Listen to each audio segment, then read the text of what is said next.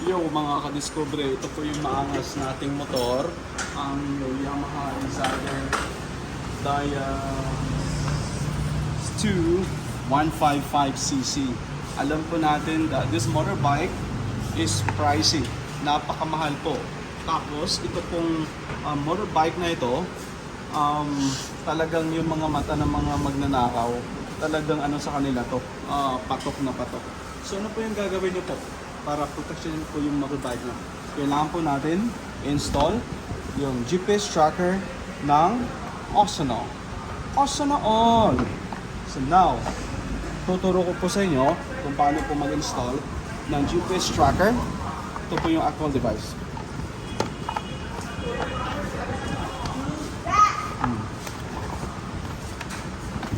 So para po sa model na ito, ang connector po natin, itong cable connector na ito. Para po, ito po yung actual GPS tracking device. Yan! See? So ang gagawin po natin ngayon, to install this device, unang-una, tanggalin po natin to. Yun, napaka-easy. Tapos, i-connect natin ito.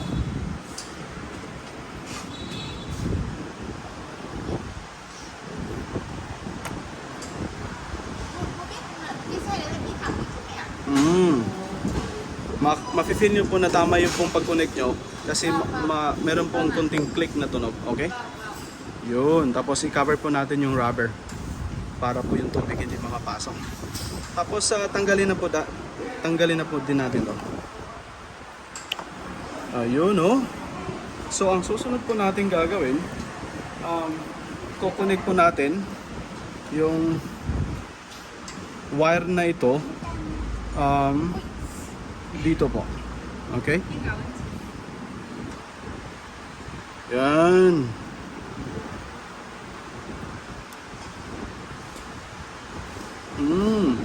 Swak na swak.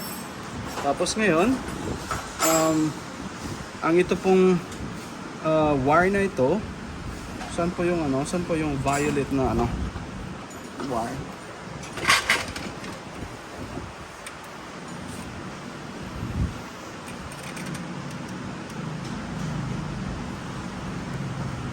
Ito po yon.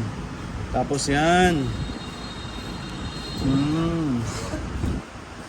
Ito po yung violet na wire. Tapos ito po, kukonek po natin to. No. Ow! Dito po, dito. Okay. Do we have to take this off?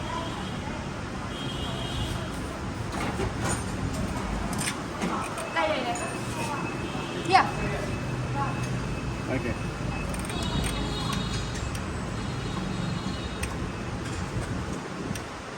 Cái mình sửa sẽ đạp luôn.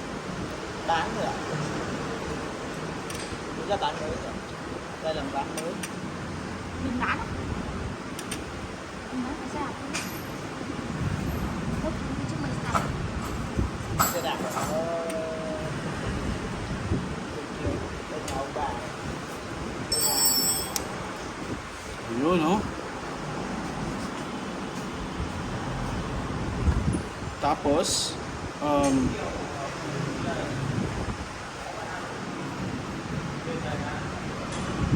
ito pong black wire na ito, This home. Mr. Home, this one. Oh, so yung black wire na ito nakasama po ng motor. Kukonek po natin dito. Yun, naririnig nyo po yung may konting click. Tapos, ang wire po na ito, yung black and white, kukonek po natin siya sa brown. Yun. Very good. Tapos, ito naman po yung ground.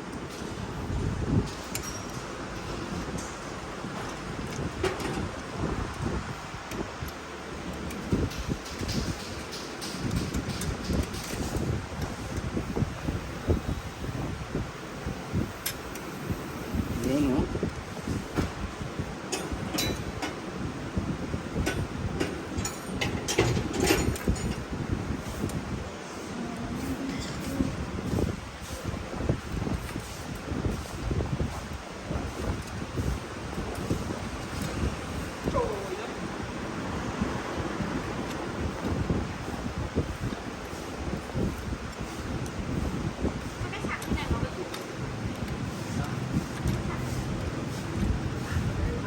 Why dang?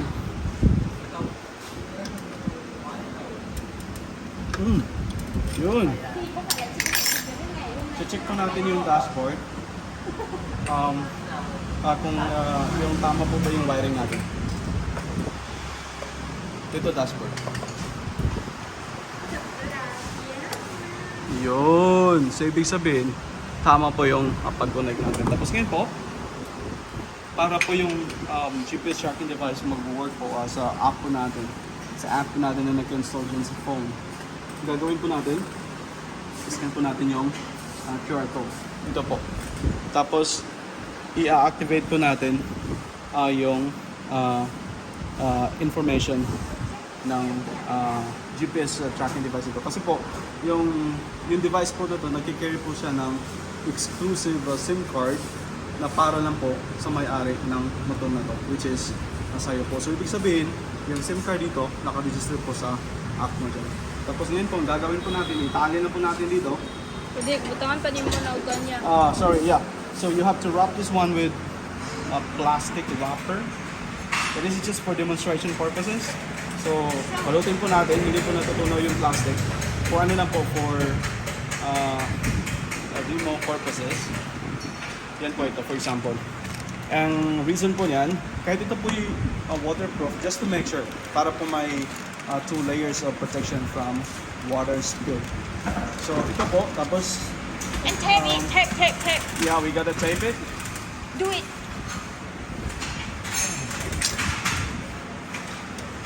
We're gonna do it like this. Không ơi. Cái như này, quấn như này đúng không? Bạn đi quấn cái bóng như thế được không? So, Punta ka sila yun. gagawin po natin ito. Para yung, kasi yung tubig dito papasok. So, Nước nó không vào được. yeah. Và khi mà mình lắp thì mình phải quay cái phần đèn này ra ngoài, kiểu như là mình cũng sóng cho nó tốt hơn. This light gonna be outside. Yeah. Put No. is Yeah. outside. This side. Yes, This side. So you have to scan the QR code first before you tie it. The, With this- with this. the QR code is also in the box. Yeah, Also also in the the box. So it comes with this one and also in the box. See? Same number, 69015331. Tapos yun po, activate nyo po yung SIM card nito. Tapos okay na po yung pag-install po ng GPS tracking. So yung GPS tracking device po natin, nalolocate po natin yung information, like current location ng vehicle po natin. Meron po tayong history tracking, ibig sabihin, within 3 months. Kung meron po tayong, dun po tayo sa tracking business yung mga sasakyan po natin, matatrack po natin siya within 3 months time. And meron po siyang anti-tow alerts. Kung ang sasakyan po natin ay night-lock, mag-send po siya ng info or notification sa phone po natin or sa app natin para sinasabing merong nag-try na mag-hijack ng sasakyan natin. Mayroong battery low level warning and also car hijacking remote control po. So pag ang motor po natin ninakaw, tapos alam po natin na ninakaw, kahit saan sunda ko ng mundo yung motor natin tumatakbo, kaya po natin patayin yung engine nito through the app. Okay? Pero po yung device nito, hindi po natin sinasuggest na yung wire na ito pa yung anti-carnapping na wire. So sa sa mga sasakyan po, sa mga cars po natin, we're not gonna connect these ones together. We're just gonna wrap this one off for the car installation because for the cars it's too dangerous to put in to activate the turn and off function within the app. Okay? Thank you so much. Arsenal all.